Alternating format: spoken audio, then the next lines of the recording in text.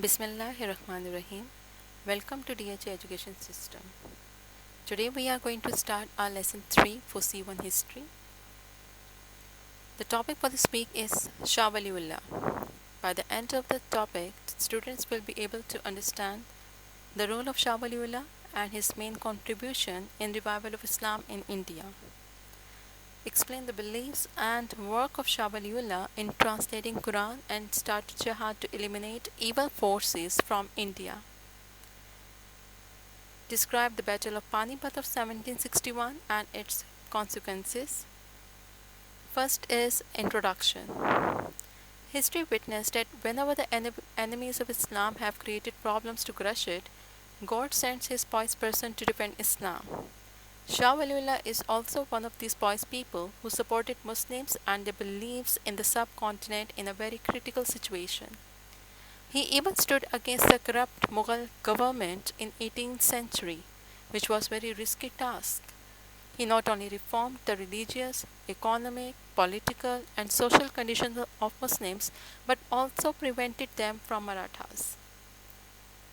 Biography. Shah Waliullah was born in 1703 at the time of Aurangzeb rule in India. His real name was Qutbuddin, but he was named Shah Waliullah because of his piety. His father name was Shah Abdus Rahim, who was the founder of Madrasa Rahimia.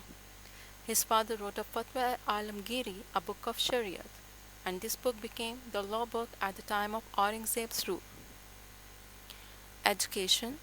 Shah Waliullah had learned the Holy Quran by heart, and he had studied fiqh, hadith, and tafsir.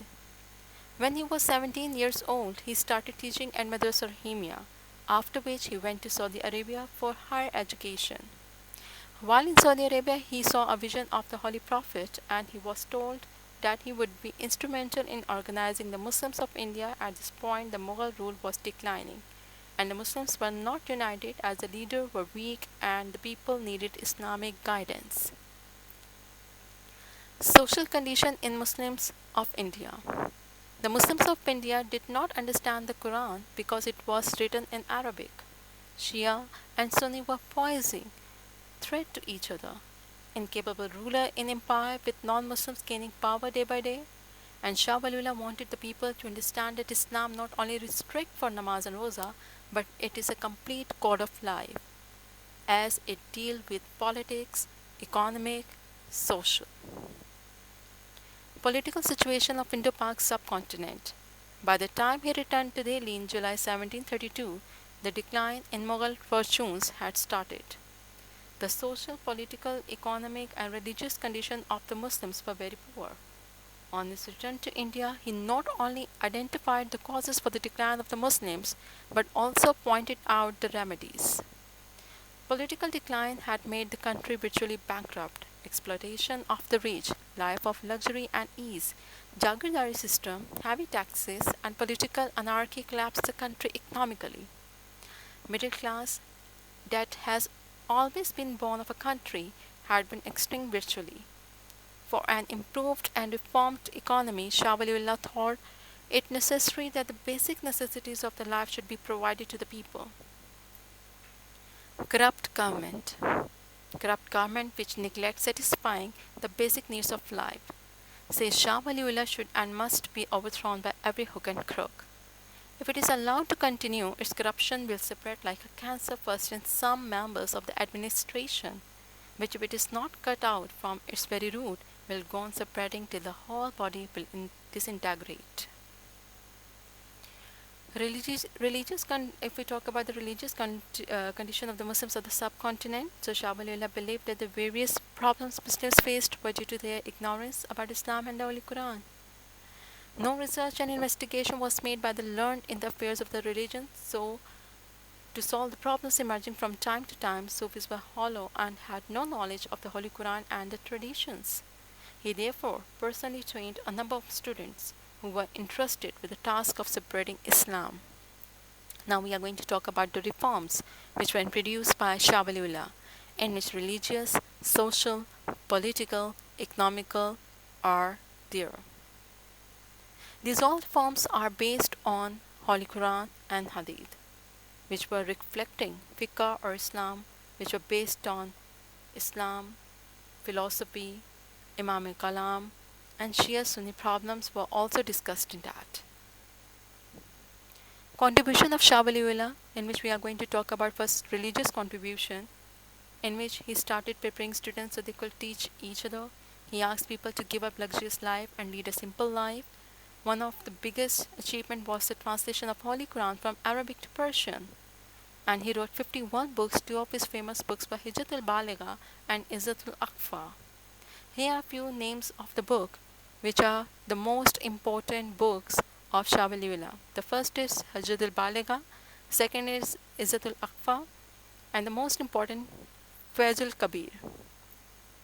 Social reforms. If we talk about the social reforms, so in which Shah Waliullah presented Islamic teachings in a rational way and inspired people to spend their lives in accordance with the teaching of Islam.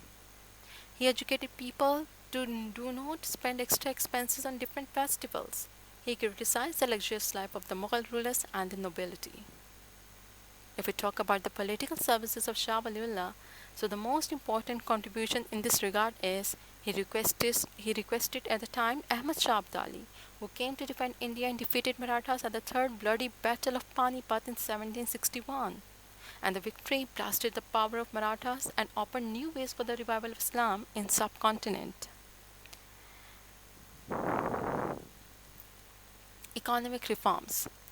If in the way and in the field of economic, Shah Waliullah talk about the rights of the laborers, he talked about the low taxes, and he also criticized the concept of the poverty, which was common among Muslims that God likes poverty, and real Muslims do not struggle for wealth. He also criticized on un-Islamic customs, concept of poverty, economic exploitation of the poor, Mughal rulers and nobility for their and luxurious life. He also talked about and he also criticized on the influence of the Hindu mythology and his philosophical interpretation. And now we are going to talk about the impact and influence of the services of Shah Waliullah. He was the first thinker who could see that Mughal Empire would decline, but due to his effort, the Mughal Empire survived another century. Madrasa Rahimia continued to train students and was very active in research work of Islam. Thus, translation of Holy Quran inspired the Muslim to follow the right path. The Shia Sunni problems were fixed to an extent. His sons continued to teach after his death. Madrasa Rahimia continued to inspire the people, and he is known as the father of modern Muslim because of a balanced approach.